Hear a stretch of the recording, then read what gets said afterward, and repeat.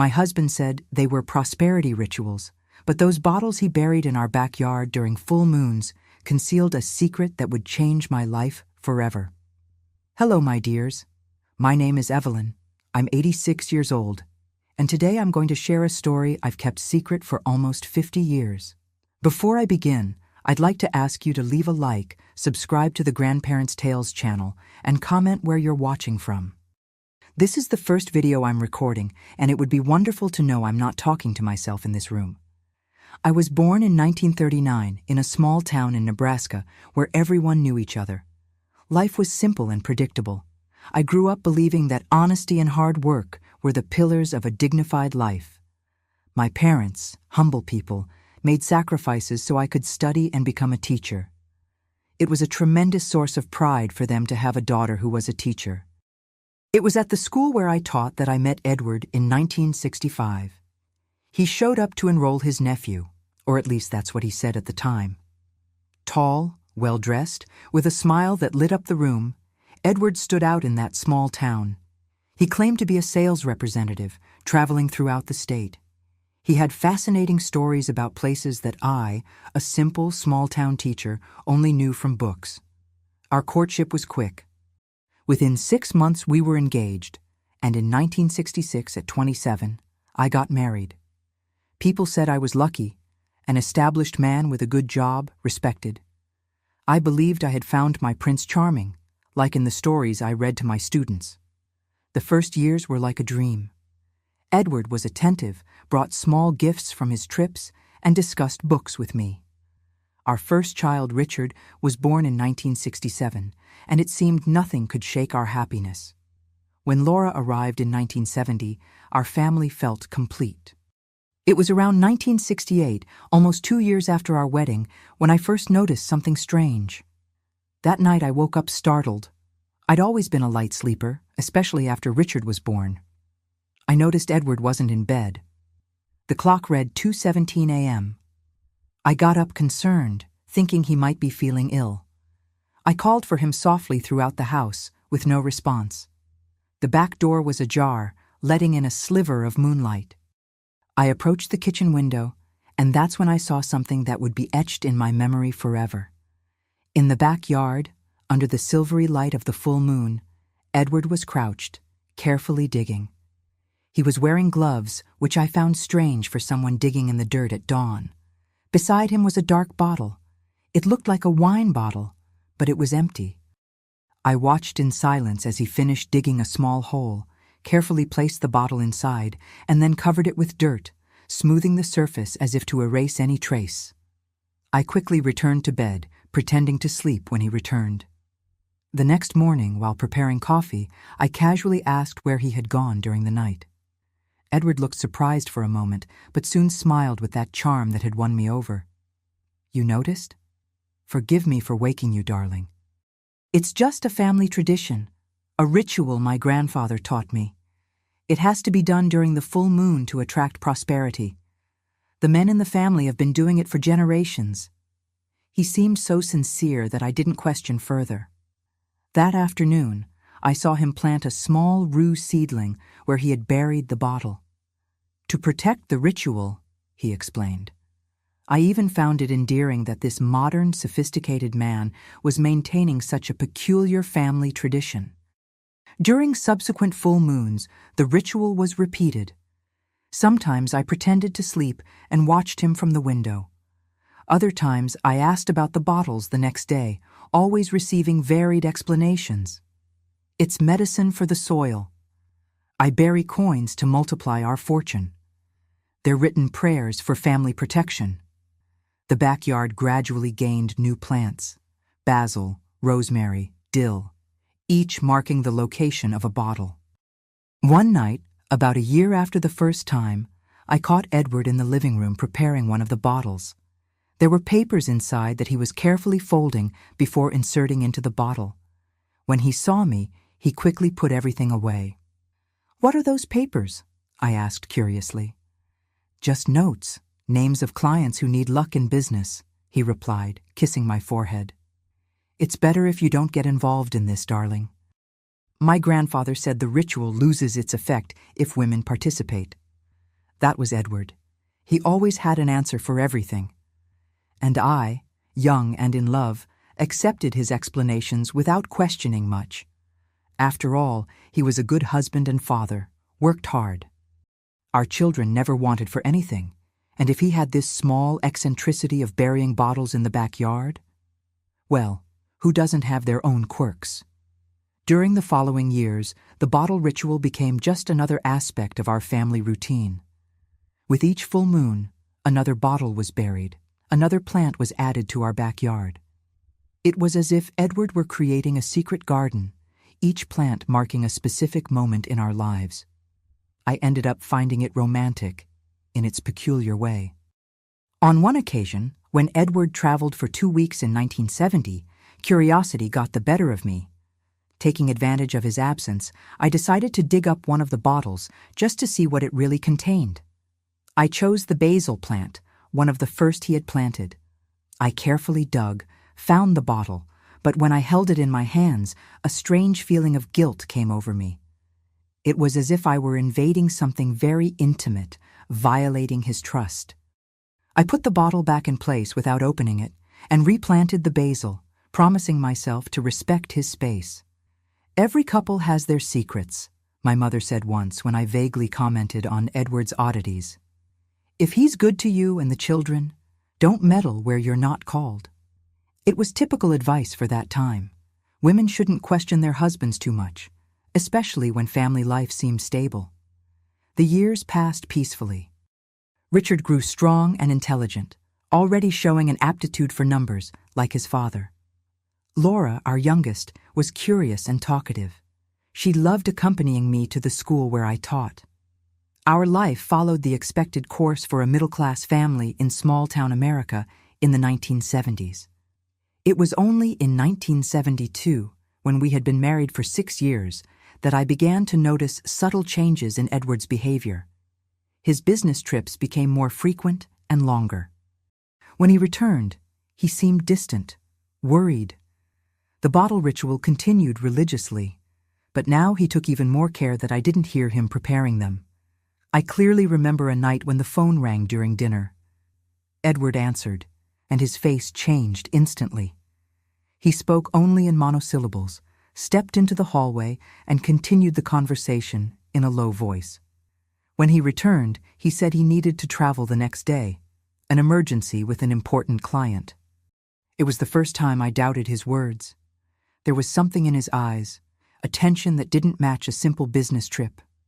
During that trip, which lasted almost a week, Richard fell ill with a high fever. I tried to contact Edward at the hotel where he said he would be, but they informed me that no guest with his name had registered. When he finally returned and I confronted him about this, his explanation was quick. There was a change of plans.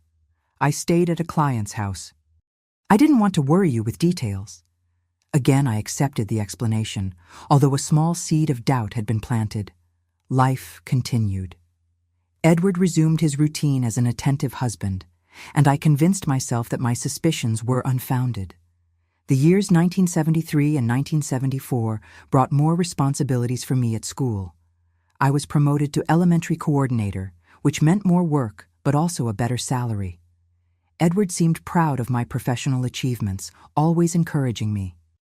This made me push away any negative thoughts about our marriage. It was only in mid-1974, almost 8 years into our marriage, that the first truly disturbing sign appeared. I was organizing Edward's closet, putting away freshly ironed shirts, when I found a note written on perfumed paper in the pocket of a suit jacket. "I miss you. Thursday, same time. With love, I." My heart raced. The handwriting was clearly feminine, elegant. Isabel? Irene? Ivy? My hands trembled as I reread the note, trying to convince myself there was an innocent explanation.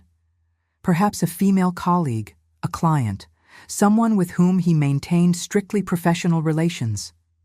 That night I didn't sleep. When Edward arrived late, as had become usual, I thought about confronting him, showing him the note, demanding explanations.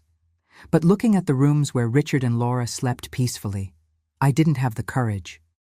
What would happen to us if my suspicions were confirmed? How would I care for the children alone? Divorce was rare at the time, almost a scandal, especially in our small town. And then there was the financial question.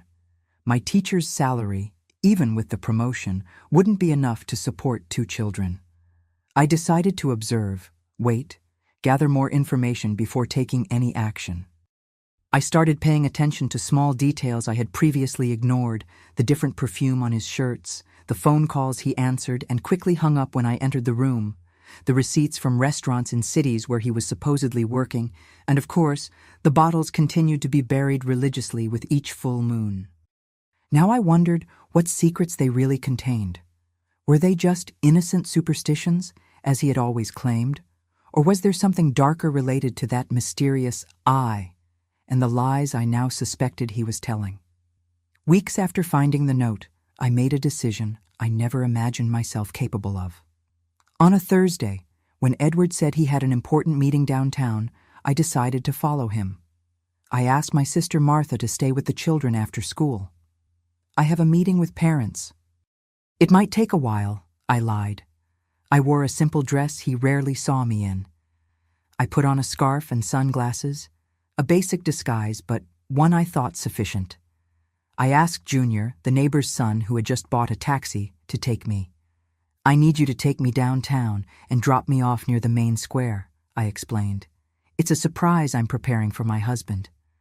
Junior nodded without asking questions. I positioned myself strategically in a cafe with a view of the bus stop where I knew Edward would get off. My heart was racing. I had never done anything like this before. I felt like a criminal, invading my own husband's privacy. But something inside me, perhaps instinct, perhaps just the pain of suspicion, told me I needed to know the truth. I saw when he got off the bus, elegant as always in his gray suit. Instead of heading to the commercial district where the offices were, he walked for about 15 minutes until he reached a residential building on a quiet street. He entered, greeting the doorman with familiarity, like someone who frequented the place regularly. I stayed across the street, hidden behind a newsstand, watching. The wait was endless. For almost 3 hours, I alternated between walking around the block and returning to my observation post, afraid of losing sight of him. I thought about my children, our house, everything I believed I had built. Was it really possible that our entire life was based on lies? When Edward finally came out, late in the afternoon, he wasn't alone. An elegant woman accompanied him to the door of the building. Dark hair, pulled back in a sophisticated bun, fine dress, the posture of someone accustomed to refined environments. They talked briefly, maintaining a respectful distance, obviously careful not to draw attention, but their gazes. There was no way not to notice the intimacy between them. I saw when she discreetly adjusted his tie before they said goodbye. There was no kiss, not even a hug, but that gesture told me everything I needed to know. I returned home before him, devastated, but also strangely calm. A part of me had known for a long time. I thanked my sister, bathed the children, prepared dinner as on any other day. When Edward arrived telling stories about his productive meeting, I observed his face, looking for traces of the lie. How did he manage to do this so naturally? That night, as he slept, I stood looking out the window at the backyard. The moon was almost full. In a few days, he would perform his ritual again, burying another bottle with his secrets. How many lies were buried in our own backyard, under the plants I tended daily? The following months were the most difficult of my life until then. I lived in a constant state of vigilance, seeking more proof, more confirmation of what I already knew in my heart. At the same time, I maintained the appearance of normality for the children, for my colleagues at school, for our neighbors and friends. I smiled at birthday parties, cooked Edward's favorite dishes, continued being the exemplary wife and mother everyone expected me to be. And he continued burying his bottles with each full moon, now with even more secrets to hide. After discovering Edward with that elegant woman, something changed inside me. It was as if a veil had been torn, revealing a reality that had always been there but that I refused to see. The year 1974 dragged on like a slow, silent storm in our marriage. Externally, everything seemed normal. Internally, I was drowning in doubts. I started creating a secret diary hidden inside the cover of an old cookbook. There, I noted each inconsistency in Edward's stories, each night he came home late, each suspicious phone call. I developed the habit of discreetly checking his pockets before washing clothes, looking for notes, receipts, any clue about his parallel life. I felt dirty doing this, like an invader in my own home, but the need to know the truth was stronger than my shame. On an afternoon in December 1974, I found something even more disturbing. Edward had left his briefcase at home when he rushed out for an urgent meeting. I fought against the urge to open it for almost 2 hours. A wife shouldn't do this, I repeated to myself, hearing my mother's voice in my head. But finally, I gave in. Inside the briefcase, among apparently normal work documents, I found a business card with the name Anthony Smith and Edward's photo. The listed company, International Importers, I had never heard of. There was also a small notebook with notes about values, names, and dates. On the last page, something that froze my blood. Thursday, 3 p.m., confirmed transfer. Thursday, 3 p.m. Exactly the time and day when I had followed him to that residential building. And the same initial from the perfumed note. Isabel, perhaps? I couldn't fully understand what those notes meant, but something told me it went far beyond a simple marital infidelity. I returned everything exactly as I had found it. That night, when Edward arrived, I observed him with new eyes. Who was this man with whom I had shared a bed for nearly 9 years? The father of my children, the respected sales representative, the husband who buried mysterious bottles on full moon nights. Was it all an elaborate lie? Christmas 1974 was particularly painful. Sitting at the dinner table, watching Edward distribute presents to Richard and Laura, smiling and playing with them, it seemed impossible that this same man was leading a double life. At times I doubted my own suspicions. Perhaps I was imagining things. Perhaps the stress of work at school was making me create absurd fantasies. But then, on the first full moon of 1975, I observed the bottle ritual again. This time I noticed something different. Edward seemed more tense, more hurried, and the bottle he buried was larger than usual. The next day he announced a 2-week trip, the longest he had ever made. It's an important opportunity, darling. It could define our future.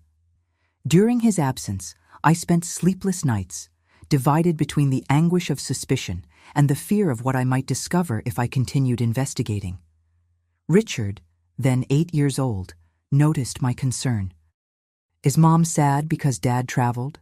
he asked one night, when I found him observing me from the bedroom door instead of being asleep. "I'm just tired, my love. The school, the house, there are many responsibilities. When I grow up, I'll help take care of you and Laura," he replied with that touching seriousness of children. I hugged my son, holding back tears.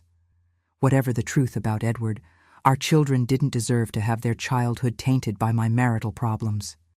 When Edward returned from that trip, he brought expensive presents for everyone. A watch for me, imported toys for the children. He seemed more animated than normal, talking about promising new business and even suggesting a renovation of the house. "I'm thinking of building another room, maybe an office for me. What do you think?" The idea seemed strange to me. He had never before shown interest in working at home. In fact, he always made a point of keeping his professional life completely separate from home. Why this sudden change? In the following months, I noticed an increase in the calls he received at home. He always answered quickly and took the phone to the backyard or the bathroom, speaking in a low voice. Sometimes I heard him arguing, although he tried to hide it when I approached.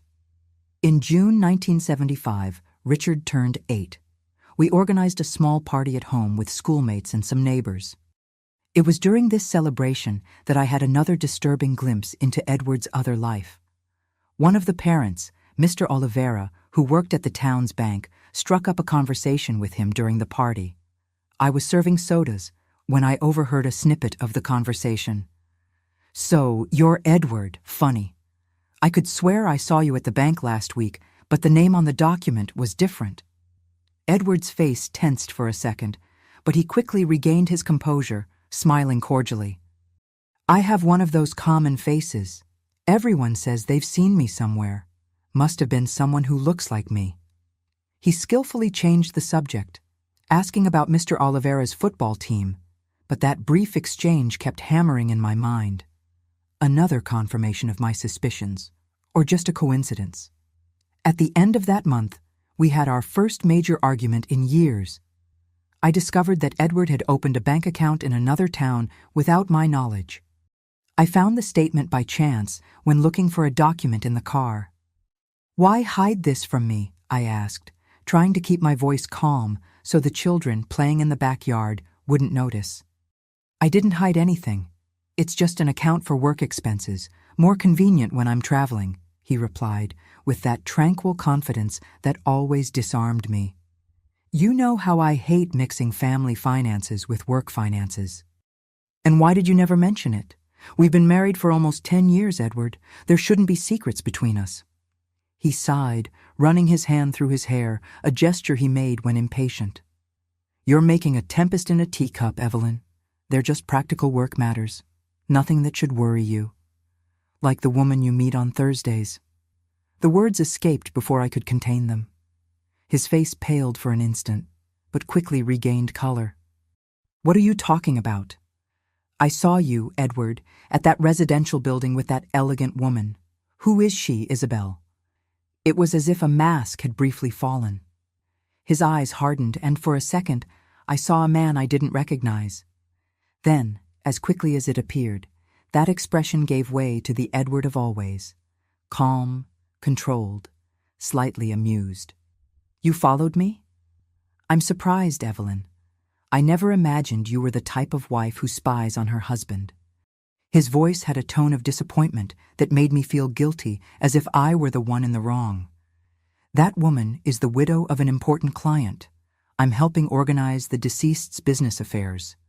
I thought you trusted me." I wanted to believe him. God knows how I wanted to.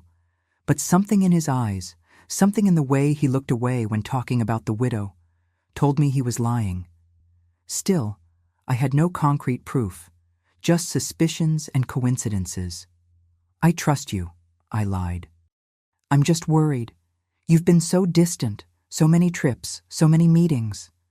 He hugged me, kissing my forehead as he did when we were dating. "I'm working hard for our future, for our children. Soon, everything will make sense. I promise." That conversation resolved nothing, just pushed our issues under the rug, as we had done for years. We continued our apparently normal life, me teaching, taking care of the children. Him traveling more and more, maintaining his bottle ritual with each full moon. In August 1975, Edward announced a particularly long trip, almost 3 weeks. He said he was going to the South to visit important clients. On the eve of his departure, I observed him preparing an especially large bottle. This time, besides the usual papers, I saw when he put a considerable wad of cash inside. "Must be a very powerful ritual," I commented, trying to sound casual when I caught him sealing the bottle with wax. He startled, not having heard me enter the room. "The most important one so far," he replied, quickly recovering. "Our future depends on it." That night of the full moon, after burying the bottle under a freshly planted rosemary bush, Edward was especially affectionate. We made love as we hadn't in months, with an almost desperate intensity.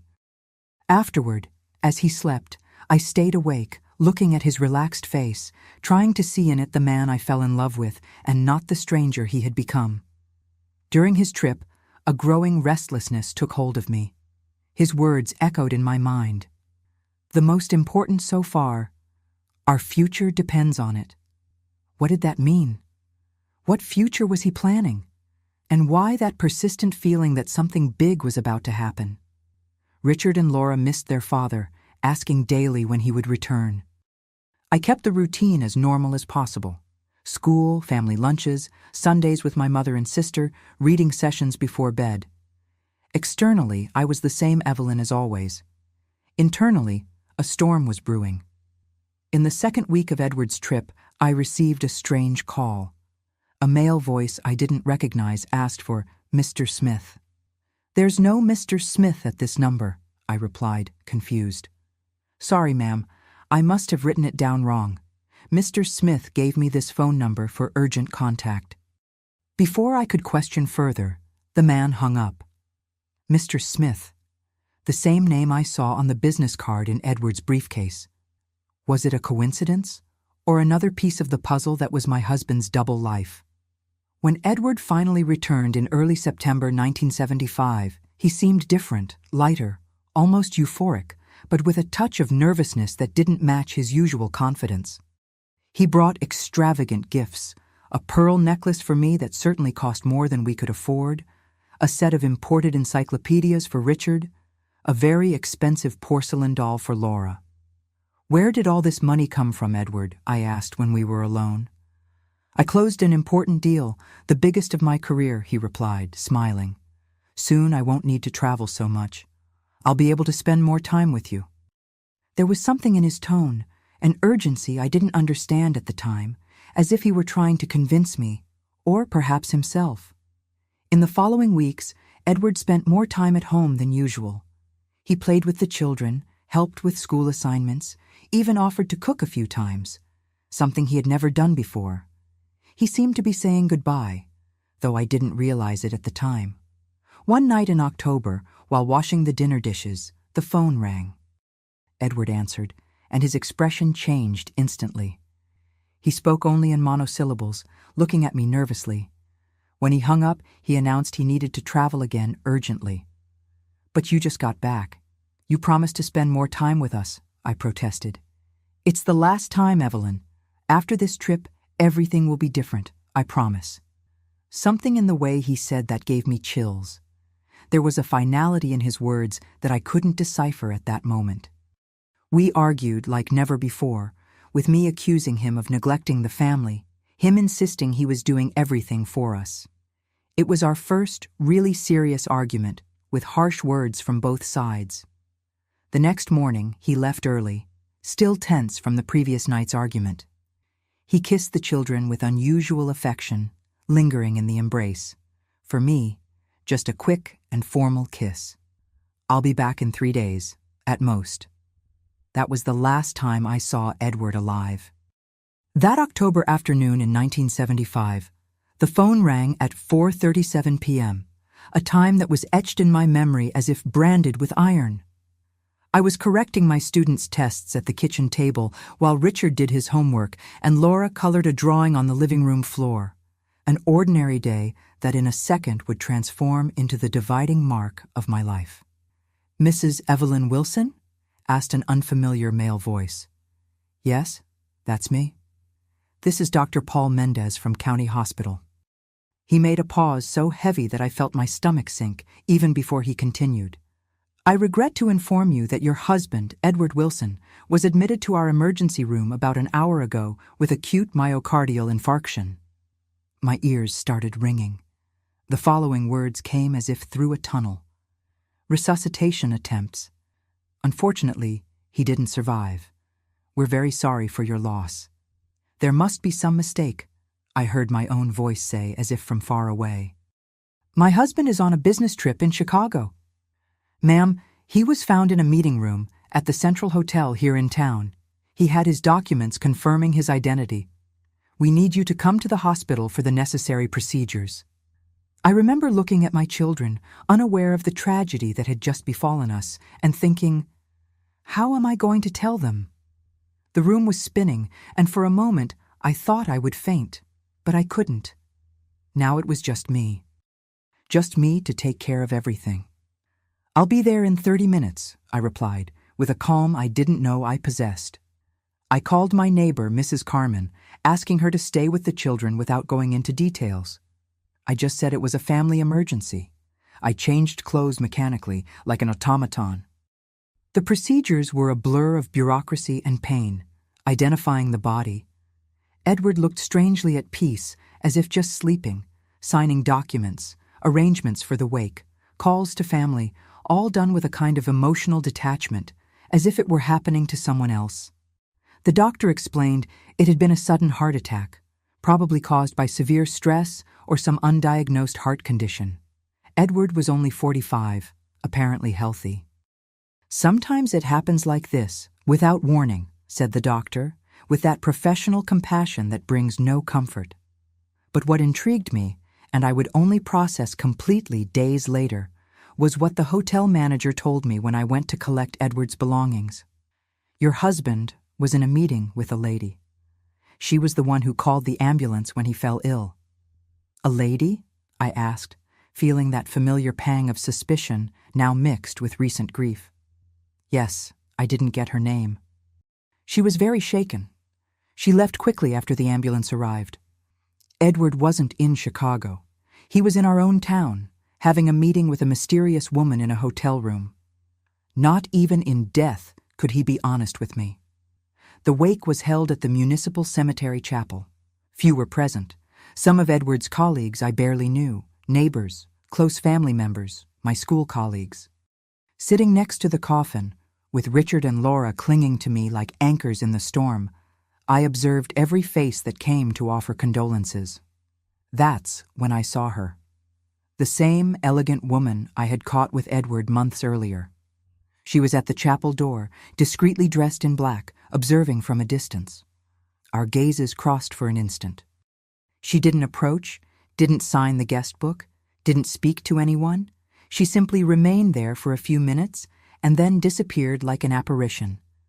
At that moment, amid the searing pain of loss and with my children in my arms, I had no emotional space to process that presence. I just registered it, filing it in the back of my mind as another mystery to be unraveled when I had the strength. The days following the burial were an exercise in survival. Waking up, preparing the children for school, showing up to work with a forced smile, responding to kind but invasive questions. "How are you coping? Are the children okay? Is anyone helping you?" It was only a week after the funeral, when I finally sat down to organize Edward's documents, that the true dimension of my problems was revealed. The house where we lived, which I thought was ours, was mortgaged. There were outstanding loans in his name that I knew nothing about. The life insurance he had mentioned several times simply didn't exist. "Your husband withdrew a considerable sum from the joint account 3 weeks ago," informed the bank manager with poorly disguised embarrassment. "I'm sorry, but the current balance barely covers the funeral expenses." Sitting in the living room armchair that night, after the children had fallen asleep exhausted from crying so much for their father, I faced the cruel reality. I was alone, with 2 small children to raise, about to lose our house, with debts I couldn't pay on my teacher's salary. That's when my gaze fell on the backyard, visible through the living room window. The full moon illuminated the garden, highlighting the small plants that marked each spot where Edward had buried his mysterious bottles over the years. That strange ritual I accepted without question as part of the particular mythology of our marriage. An idea began to form in my mind. What if those bottles didn't contain just prosperity rituals? What if they held something more tangible, something that could explain Edward's double life, or perhaps even help in our desperate situation? For days, the idea fermented in my mind. It seemed disrespectful, almost profane, to dig up what he had so carefully hidden, as if it were a posthumous violation of his trust. But what trust was there to preserve in a marriage built on lies? One night, exactly a month after his death, I made my decision. Richard and Laura were sleeping soundly, exhausted after a particularly difficult day at school where other children had asked insensitive questions about their father's absence. I put on an old robe over my nightgown, slipped on my gardening boots, and took the small spade I used to tend the plants. The full moon, the same moon that had witnessed Edward's secret ritual for so many years, now illuminated my own journey to the Garden of Secrets. I chose to start with the rue plant, the oldest one that marked the first bottle I had seen Edward bury in 1968. My hands trembled as I dug, partly from the physical effort I wasn't accustomed to, partly from fear of what I might find. The sound of the spade hitting glass startled me. I carefully excavated around it until I managed to remove the intact bottle. It was an old red wine bottle, sealed with red wax. I sat right there on the damp garden ground and broke the seal with trembling fingers. Inside, protected by a carefully sealed plastic bag, I found documents and money. The first document I saw took my breath away. An ID card with Edward's photo, but another name, Anthony Smith, the same Mr. Smith from the strange phone call I received during his last trip. Different date of birth, different parentage, everything different. Along with the false identity, there was a considerable amount of cash, much more than Edward could honestly earn in months of work, and a handwritten note, emergency fund, in case I need to disappear quickly. I ran inside the house, locking all the doors, as if fearing Edward's ghost might surprise me rummaging through his secrets.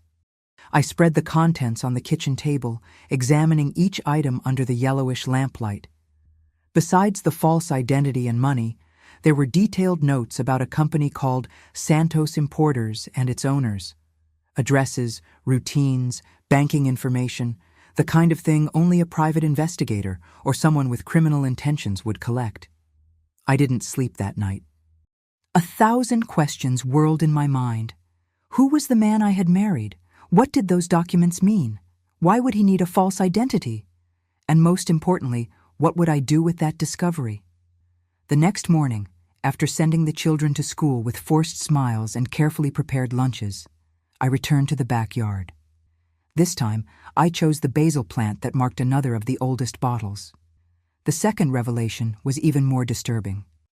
This bottle contained more money, notes of different denominations, apparently used and impossible to trace, and a notebook with detailed notes about a scam carried out in 1967, shortly after our wedding. An elaborate scheme involving the sale of non-existent land to foreign investors. Among the notes were names of accomplices, amounts received, and the most painful part, a handwritten timeline where Edward had planned each step, including marriage to E, necessary appearance of stability. My stomach twisted reading that. Our marriage, planned as part of a scam, the date matched. He met me a few months before executing that scheme. He needed a respectable wife, a teacher with a good reputation in town, to create the image of a family man. I ran to the bathroom and vomited, the reality finally hitting me with full force. When I recovered, looking at my pale face in the mirror, something inside me changed. The sadness and grief gave way to a cold, almost clinical determination. I needed to know everything, every detail of the life of the man I thought I knew, not out of revenge or bitterness, but out of practical necessity. If I wanted to protect my children and find a way out of that desperate situation, I needed to understand exactly what I was facing. During the following weeks, I transformed the search for bottles into my secret mission. Each day, after the children went to school, I would dig up 1 or 2 bottles, methodically cataloging their contents. At night, after Richard and Laura were asleep, I analyzed the documents, trying to piece together the puzzle that was my late husband's double life. The bank began pressuring me about the mortgage. I received collection notices for unpaid loans. My salary barely covered the basic expenses of the month. Time was running out, and I needed to make difficult decisions. Sell the house, move with the children to a smaller place, ask my family for help, assuming the shame of revealing the situation. It was in this atmosphere of growing desperation that I dug up the bottle under the rosemary plant, the last one Edward had buried a few days before his death. The contents of that bottle would change everything. Inside was the largest amount of money yet, a package of high-denomination bills carefully wrapped in plastic. But the most surprising were the documents, a detailed plan to leave the country. Ship tickets to Uruguay in the names of Anthony Smith and Isabel Montero. Reservations at a hotel in Montevideo. And the most shocking, documents for transferring a substantial amount to a Uruguayan bank dated 3 weeks after his death.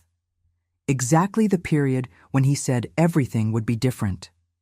With these papers was a letter addressed to Isabel, my true love. In the 4 handwritten pages, Edward, or Anthony, I didn't even know who he really was anymore, detailed how he had prepared everything for them to start a new life together, far from the complications of America. He spoke about the scams they had carried out together over the years, about how she had been his ideal partner, both in business and in life. And then the phrase that hit me like a slap: finally free from all ties, including my facade marriage, which served its purpose well. Sitting on the kitchen floor, surrounded by evidence of the most complete betrayal one can imagine, I didn't cry. I had already shed too many tears for a man who never existed. Instead, I felt a strange calm take over me. The truth, however painful, brought with it a liberating clarity.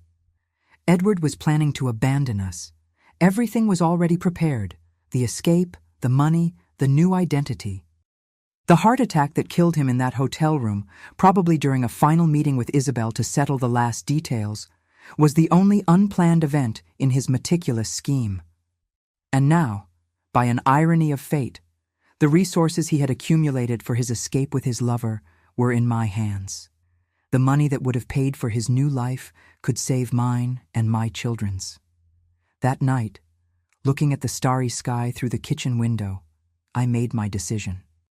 I would use the money from the bottles to pay off the debts, save our house, ensure Richard and Laura's education, not out of revenge, but out of survival, out of poetic justice.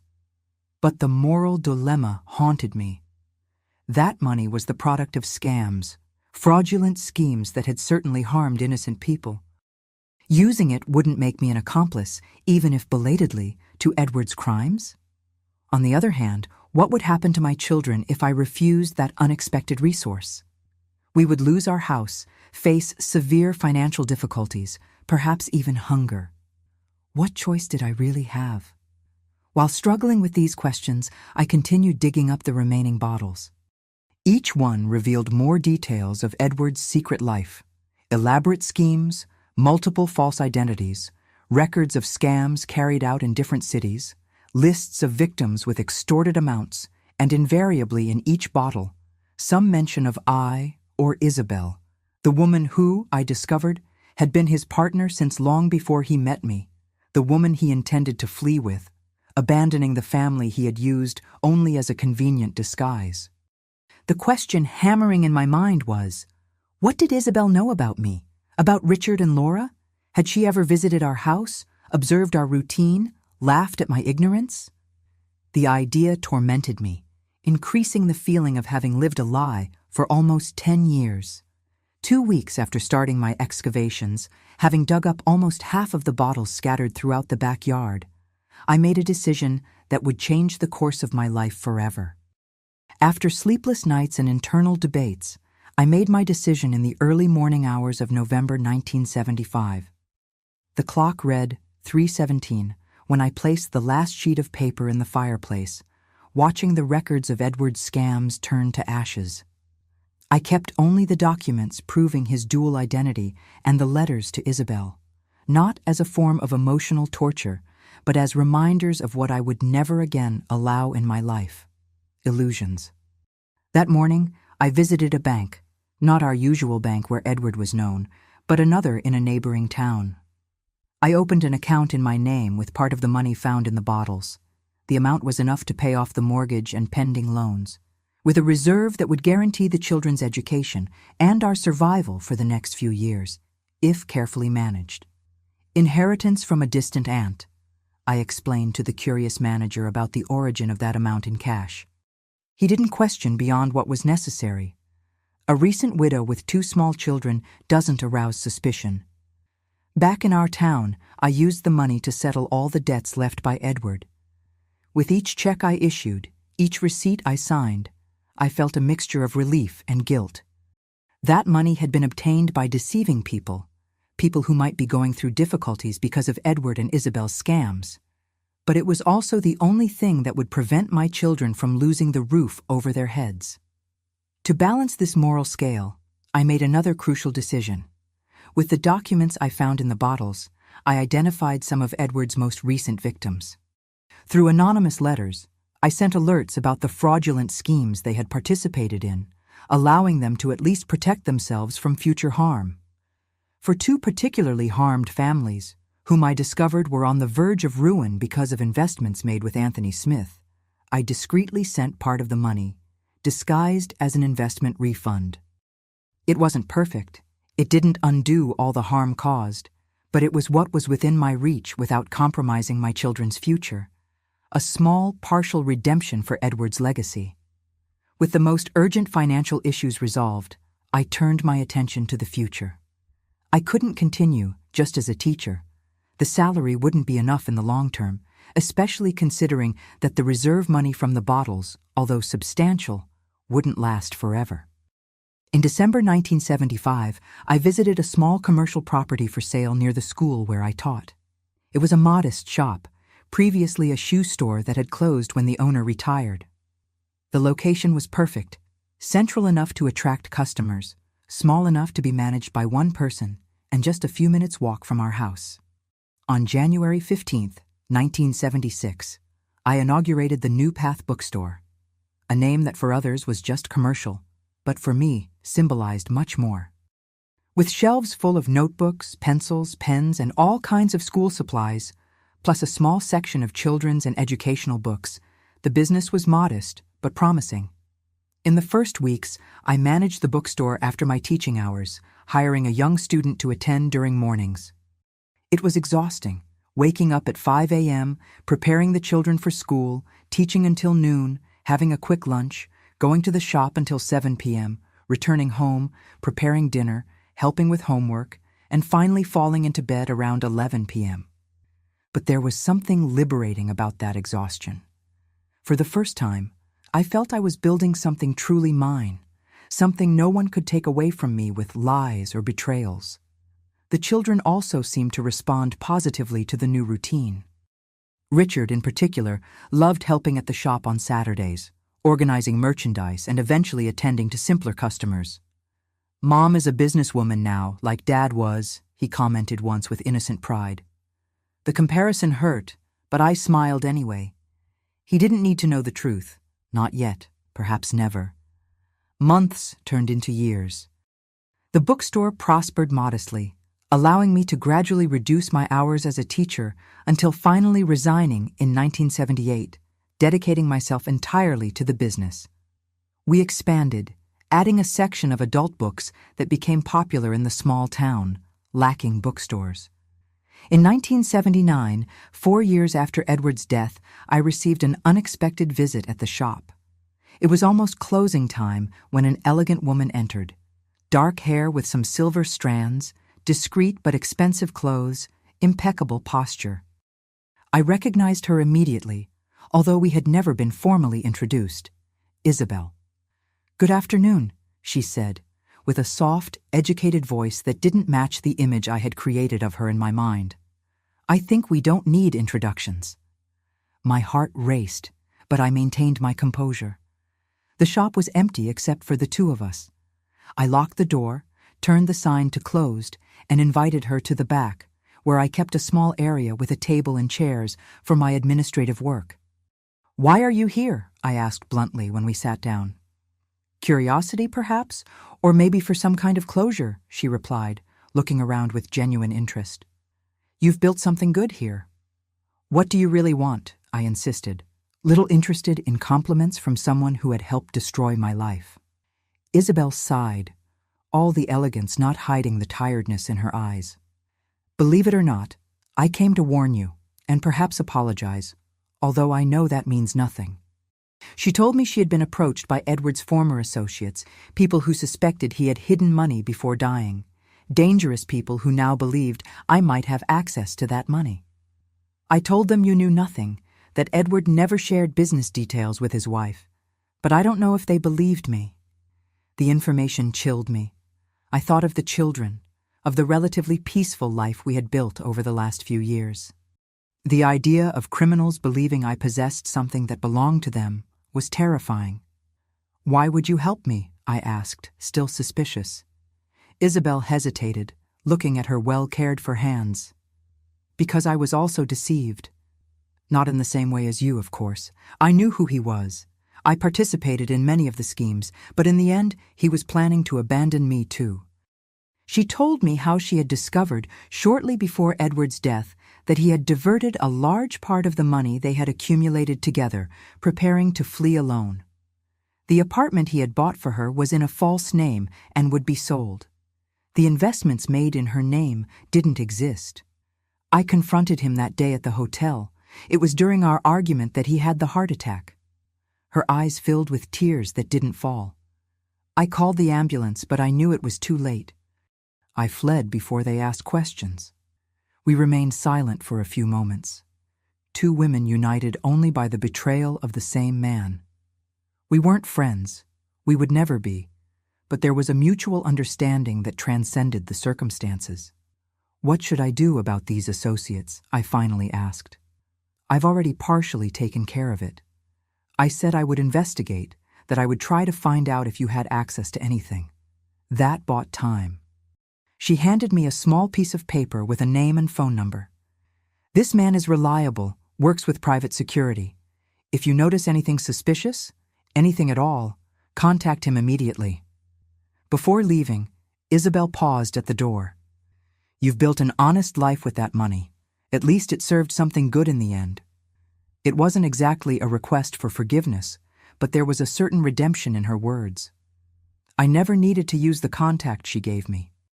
Perhaps Edward's associates believed I really didn't know anything.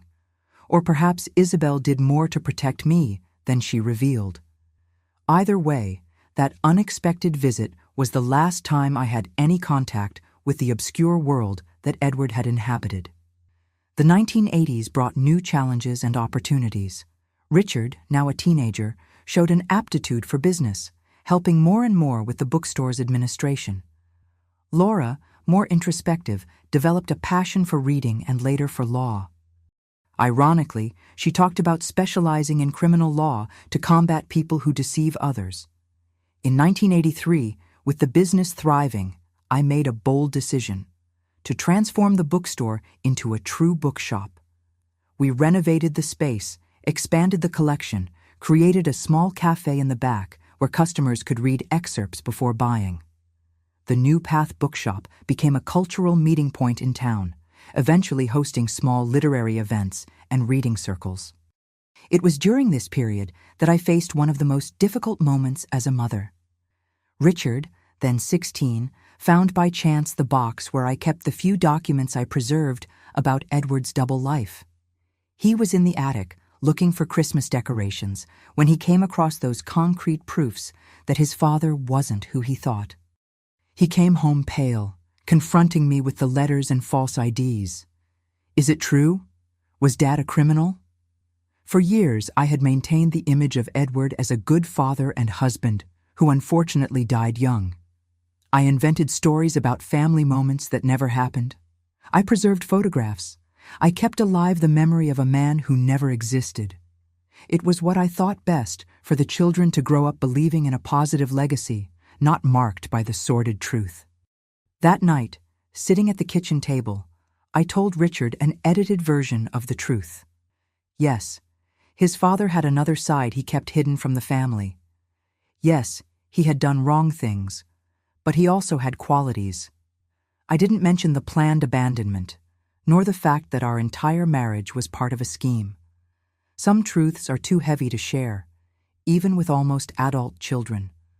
Richard spent days processing that revelation, alternating between anger, sadness, and confusion.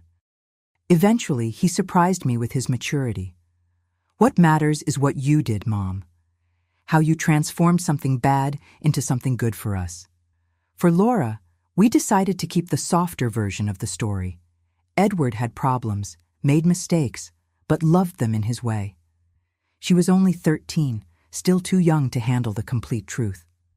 Richard agreed to keep his sister's secret, creating between us a special bond of complicity and understanding. In 1985, 10 years after Edward's death, life had taken a completely different turn from what I had ever imagined. The bookshop was thriving, now with a branch in the neighboring town, managed by a trusted employee. Richard, about to enter business school, already showed natural talent for business.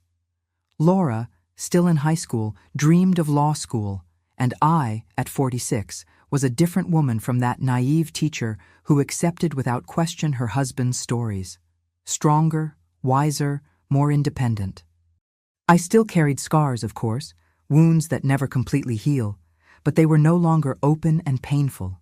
They had transformed into marks of a battle won. That year I did something I had postponed for a decade. I completely renovated the backyard.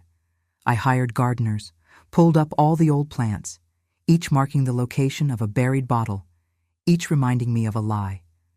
In their place, we created a completely new space, a small garden with a bench, a pergola, and seasonal flowers.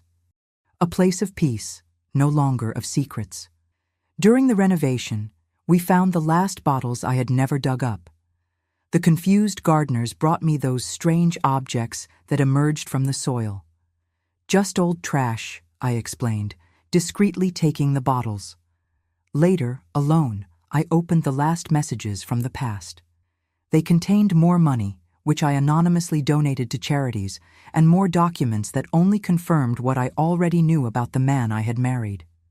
The last bottle, however, contained something different, a letter addressed to me, dated 1972, 7 years into our marriage, 3 years before his death.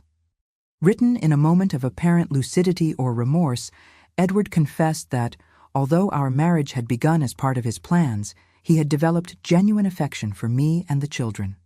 "I live between two worlds, Evelyn," he had written. "One of lies I can't abandon, and another of simple truths I don't deserve. Maybe one day I'll find the courage to choose the right path, but I fear it's too late." I don't know if I believed those words. Perhaps they were just another manipulation, another attempt to have a plan B in case his schemes failed. Or perhaps there was a spark of humanity in that complex man, a brief window into a soul capable of recognizing the value of what he was sacrificing in the name of his greed. Either way, I burned the letter along with the other documents. The past was finally buried, not in secret bottles, but in the ashes of a life that no longer existed. The future, my children's future, would be built not on buried lies, but on the simple truth I learned the hard way. We are defined not by what happens to us, but by what we do with it. And what I did was transform Edward's bottles of lies into seeds of a new, honest, and finally truly mine life. The years following the backyard renovation were ones of flowering, not just of the new plants that replaced the marks of Edward's secrets, but of our family and the business I built with my own hands. Looking back now at 86, I realized that renovation perfectly symbolized the transition we made, transforming soil contaminated by lies into a garden of possibilities. In 1986, Richard entered business school in the city. It was hard to see him leave, but at the same time, I felt an indescribable pride. My son, who had so often helped in the bookstore after school, was now following his own path. Laura, at 16, remained determined to study law, spending hours in the bookshop's legal section, devouring books far above her age. The New Path network grew slowly, but with solid foundations. After the success of the branch in the neighboring town, we opened a third store in 1988, this time focused exclusively on children's books and educational material. We called it Little Paths, and it quickly became a reference for teachers and parents in the region. I worked many hours, it's true, but there was a profound satisfaction in building something legitimate, something that helped the community while supporting my family. Each new customer who left happy with a book, each teacher who found material for their classes, each child who discovered the pleasure of reading in our shelves, they were small victories against the obscure legacy Edward had tried to leave us. In 1990, I turned 51 and completed a decade and a half as a widow and businesswoman. On a quiet Saturday, while organizing a new shipment of books, I heard the doorbell. I looked up and froze momentarily. It was Isabel, the second time we met in 11 years. "Your business prospered," she commented, looking around with genuine admiration. She looked older, naturally, but still maintained that elegance that characterized her. "We need to talk, if you have a moment." I took her to the small office in the back, as I had done years before. This time, however, the meeting had a different purpose.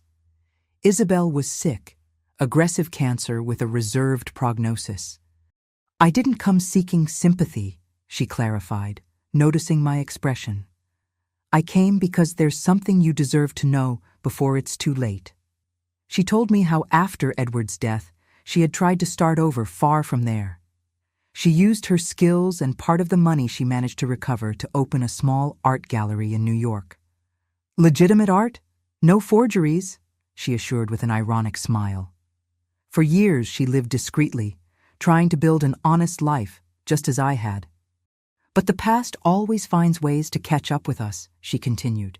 2 years ago, I was approached by a man who said he was Edward's son. Those words hit me like a physical blow. A son of Edward's? My mind immediately calculated. Would it be from before we met or during our marriage? He's 26 now. His name is Philip. He was born in 1964, before Edward knew either of us. The revelation brought a strange relief. A son from before, from a previous relationship, wasn't exactly a betrayal of our marriage, though it was yet another secret hidden from me. Isabel explained that the young man's mother had raised her son alone, never revealing the father's identity. Only on her deathbed did she tell the young man the truth, giving him some old letters and photographs. Philip, curious about his origins, spent years looking for clues about his father until finally locating Isabel through mutual acquaintances from the past. He doesn't know about Edward's business dealings. He believes his father was really a sales representative, and he doesn't know about you or your children. "Why are you telling me this now?" I asked, still processing the existence of a stepson I had never known. "Because he deserves to know he has siblings, and your children deserve to know they have a half-brother. Not now, not immediately, but when you feel the time is right." She handed me an envelope. "Here's his contact, some photographs. The decision to use this is entirely yours."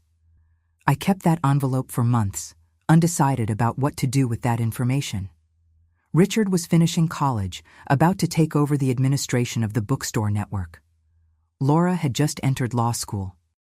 Revealing the existence of a half-brother would mean reopening the wounds of the past, bringing up questions about who their father really was.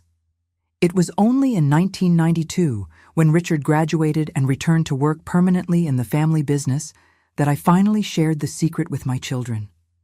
I gathered them at home on an autumn Sunday and told them about Philip. "You're adults now, capable of making your own decisions.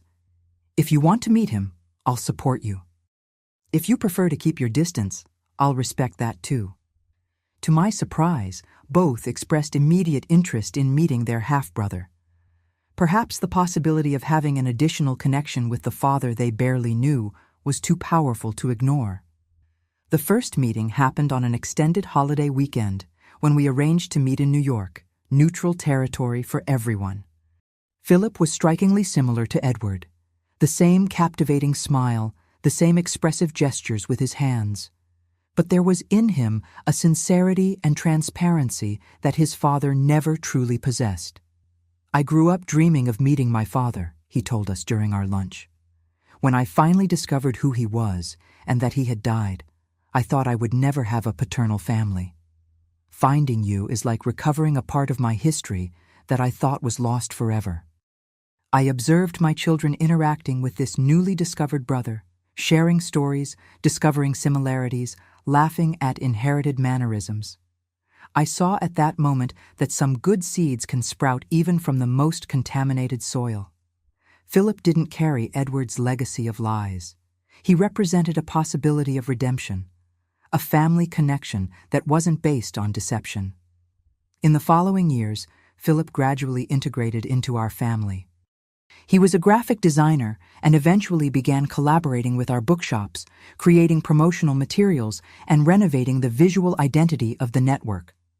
Richard, who had taken over the business management, found in his older half-brother a creative ally and a friend. In 1995, I made the decision to partially step away from the administration of the bookshops. At 56, I felt it was time to give more space to the young people and find new purposes. Richard was doing an excellent job as director, wisely expanding the network, and Laura, freshly graduated in law, was beginning a promising career as a lawyer. Without completely leaving the business, I redirected my energies to a project I had dreamed of for years: a literacy and reading encouragement program for adults. Using a space at the back of the original bookstore, I began offering free classes to local company employees, domestic workers, laborers, people who had abandoned their studies too early and were now seeking a second chance. New Paths for Adults, I called the project. The name was no coincidence. We all deserve the opportunity to rewrite our history, to chart a new route when the previous one proves wrong or insufficient. It was during this period that I met Gerald, a retired professor who volunteered to help with the program. Widowed for 5 years, he brought with him a serenity and gentleness that immediately captivated me. We started as colleagues, then friends, and to my surprise, at 58, I found myself in love again. I never thought this would happen again, I confessed to him one night as we walked through the garden that had replaced the old field of buried bottles. Life always holds surprises. Sometimes good ones, he replied, holding my hand as if it were the most natural gesture in the world. We didn't officially marry, but we built a relationship based on mutual respect and absolute transparency. I told him the whole truth about Edward, about the bottles, about how I had rebuilt my life. Gerald listened without judgment, offering only understanding and admiration for the journey I had faced. "You transformed the poison into medicine," he said. I don't know many people with that strength. The turn of the millennium brought new challenges and joys. The bookstore network faced growing competition from large chains and later from online sales. Richard, always visionary, adapted the business, focusing on specific niches and the unique experience a local bookstore can offer. The New Path bookshops survived where many others failed, fewer in number after some consolidations, but stronger in purpose. Laura built a notable career as a lawyer, specializing precisely in cases of financial fraud and consumer protection. The irony of this choice never escaped me. Without knowing the whole truth about her father, she dedicated her professional life to combating exactly the type of crime he committed. "I've always felt a special indignation when I see people being deceived," she explained to me once. "As if it were personal, you know? As if I had a mission to prevent it from happening." Philip married in 2003, and I was invited to occupy the mother's place in the ceremony, an honor that deeply moved me. Seeing that young man who entered our lives so late accept me as a maternal figure was one of the great unexpected joys of my life. Gerald passed away in 2007 after a brief battle against lung cancer. Our decade together was a gift I never expected to receive, a relationship without shadows, without secrets, without bottles buried in the backyard. The pain of his departure was intense, but completely different from the traumatic confusion I felt with Edward's death. This time there was only genuine mourning, not contaminated by shocking discoveries or revealed betrayals. In the following years, I dedicated myself even more to the literacy program, which had grown and become an independent foundation, serving several towns in the region. I also had the joy of seeing the family grow. Richard and Laura married, and grandchildren began to arrive, bringing new life and purpose to my days. In 2015, at 76, I received an unexpected phone call. Isabel had passed away, and her lawyer was executing her last wishes, among them the delivery of a sealed box addressed to me. Inside the box, I found a detailed diary that Isabel had kept during the years she was with Edward, along with a letter explaining why she thought I should have it. "This record may bring pain, but also answers," she wrote. "I used it for my own healing, to understand how I allowed myself to be manipulated and how I participated in the manipulation of others. Perhaps it can bring you some kind of closure. I read the diary in small doses over months. It was like watching a movie about a parallel life that was happening while I lived my innocent routine as a teacher and mother. Isabel documented schemes, meetings, arguments, promises made and broken. There were occasional mentions of me, the wife, the perfect facade, sometimes with disdain, other times with a strange compassion. The final entry, dated a few days before Edward's death, revealed that Isabel had discovered his plans to flee alone, abandoning her just as he planned to abandon me. "He loves no one but himself," she wrote. "Perhaps he never loved. We are all just pieces on his board, disposable when no longer useful." I closed the diary, feeling not anger or bitterness, but a strange peace. Time had transformed those revelations into mere historical facts, important for understanding the past, but powerless to hurt the present. Today, at 86, sitting in this room while recording this video, I look back and see a life that took completely unexpected turns. From the young teacher who accepted without question the strange bottles buried by her husband to the businesswoman who built a bookstore network. From the betrayed and abandoned wife to the matriarch of an extended family that includes even a son whom Edward never knew. The backyard where so many secrets were buried is now a small oasis tended by my grandchildren when they visit me. The bottles that contained lies gave way to flowers that renew their beauty each season. And the woman who once trembled with fear of the uncertain future now smiles with the certainty that we are stronger and more resilient than we ever imagined. The bottles that Edward buried with each full moon hid his darkest secrets, but also, ironically, contained the seeds of my liberation. When I dug them up, I found not only betrayal and lies, but also the opportunity to rebuild everything, this time on true foundations. If there's a lesson I'd like to leave for you watching me, it's this. Our greatest tests can become our greatest transformations. What's buried in your backyard, literally or metaphorically, may be painful to dig up, but perhaps it's exactly what you need to face to really move forward. Thank you for listening to me today. If you like this story, don't forget to leave your like and subscribe to the Grandparents' Tales channel, and please comment where you're watching from. Even at 86, I'm still moved to know that my words reach hearts across America. After all, it's never too late to unearth truths and plant new gardens.